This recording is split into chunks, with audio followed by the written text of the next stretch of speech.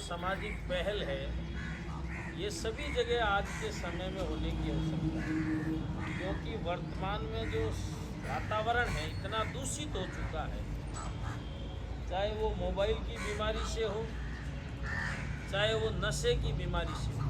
विशेष करके ये दो बीमारियां समाज को दीमक की तरह अंदर ही अंदर ख़त्म कर रही है। समाज को और अपनी युवा पीढ़ी को बचाने के लिए इस प्रकार के निर्णय लेने की आवश्यकता है।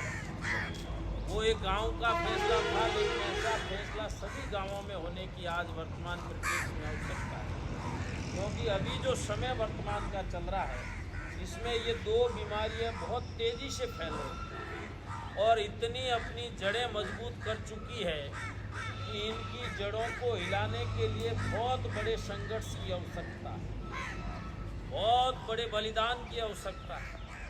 और जब तक इस प्रकार की बीमारियों को ख़त्म करने के लिए हमारे प्रदेश देश के अपने गांव के युवा, बुजुर्ग, समाज सेवी, शिक्षाविद, बुद्धिजीवी लोग आगे नहीं आएंगे तो ये समस्या बहुत तेज़ी से बढ़ जाएगी और समाज की जो ताना बाना है, समाज का जो सामाजिक सरोकार है, उसको समाप्त कर देगी। मैं ये कह रहा हूँ आपको, और ये वास्तविकता है, कोई अछूता नहीं है इससे। चाहे वो बड़ा आदमी है, पैसे वाला है, चाहे छोटा आदमी है, गरीब है, कोई भी इन दोनों बीमारियों से बच नहीं पा रहा है। ये नहीं कि ये बीमारियाँ किसी बड़े आदमी के घर में छोटों के नहीं है, या किसी अमीर के घर में गरीब के नहीं है। दोनों के अंदर, दोनों के घर में ये तेजी से फैल रहा है। परिवार खत्म हो रहे हैं।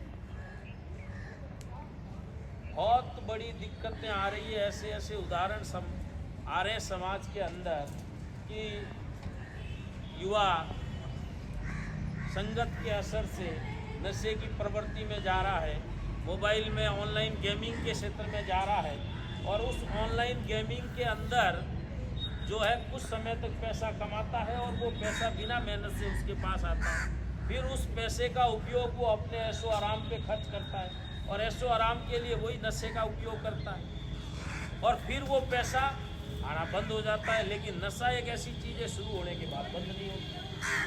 अब वो बेचारा करेगा क्या जब आय बंद हो जाए और खर्चे नहीं बंद हो।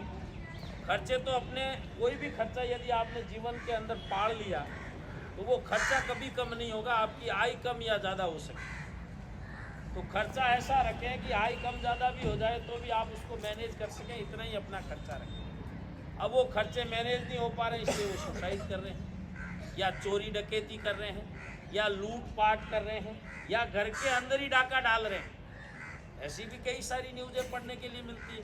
घर में से चोरी कर रहा है, माँ के गहने चुरा रहा है, पत्नी के गहने चुरा रहा है, पिताजी की मेहनत से कमाई गई रकम जो है, पैसा जो है इकट्ठा किया उसको चुरा रहा है, या चुपके से ज़मीन प्लॉट बेच रहा है, या फ्रॉड कर रहा है, या किसी के साथ बदमाशी कर रहा है।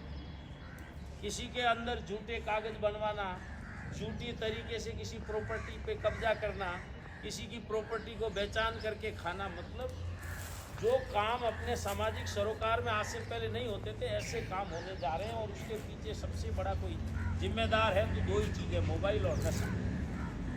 इससे बचने की आवश्यकता है आपको और आपके आसपास के वातावरण। ऐसे लोगों के संपर्क में ही नहीं आए जो नशे करते हैं या मोबाइल का ज़्यादा उपयोग करते हैं, क्योंकि जैसे लोगों के साथ उठोगे, बैठोगे, रहोगे, वैसे ही आपके अंदर आचरण आएगा, वैसे ही आपका व्यवहार होगा और वैसा ही आपका ज्ञान होगा। इनसे बचें और इस प्रकार की सामाजिक पहल का समर्थन करें और आप भी इस प्रकार की सामाजिक पहल के भागीदार बनने का प्रयास करें।